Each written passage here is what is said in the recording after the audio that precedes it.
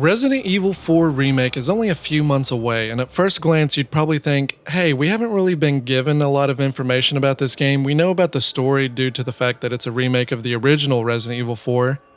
We got a couple story trailers and the village demo, but there are quite a few things sprinkled into these videos, and we've been given updates that give us a lot more than we'd originally realize. In this video, I'm going to list 5 gameplay mechanics that have been changed to further improve the quality of life of the game and the overall flow of the Resident Evil 4 remake. Let's begin. Number 5. No loading screens. I have no doubt that there will be no loading screens in this game. The original Resident Evil 4 was cut into chapters and even had loading screens when going into new areas of the game. But ever since Resident Evil 7 Biohazard, we have been given the opportunity to play through all of these games without a single loading screen in sight, other than when the player dies and you have to reload into the game. Although there is nothing concrete about this, I am fully confident that there will also be no loading screens in this remake. Number 4.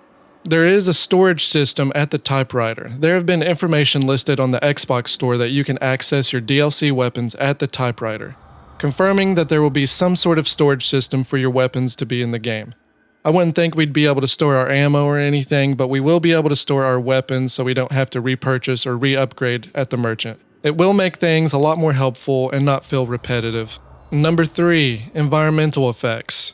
In the Resident Evil 4 demo they showcased a couple months back, in the village, there was a brief sequence of Leon shooting an oil lamp down on top of a live cow. That led to the cow catching on fire and causing mayhem to give Leon more time to recover. There may have been minor things in the environment we could use to our advantage in the past games, red barrels for instance, but this is a first I've seen at least where you could do more than that.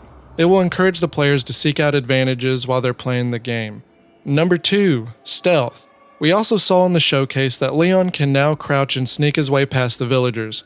I can assume there will be sections of the game where the player might have no choice but to go at it stealthily. It might just save your life, honestly. And number 1.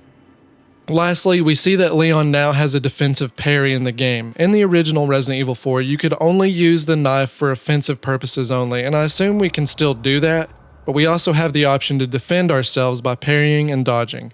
I've seen people say that it could make the game easier, and for that, I don't think so. Given the technology now, they'll probably have a lot more enemies on screen, and there'll be times where we will have to parry, or die.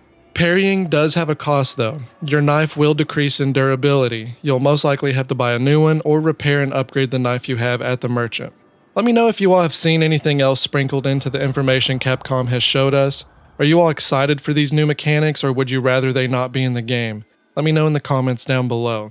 Leaving a like and subscribing to the channel is super appreciated, and if you want to be even cooler, checking the bell so you're notified for each release of my videos could actually save you from the Ganados. It's up to you, but until next time, take it easy, bubs.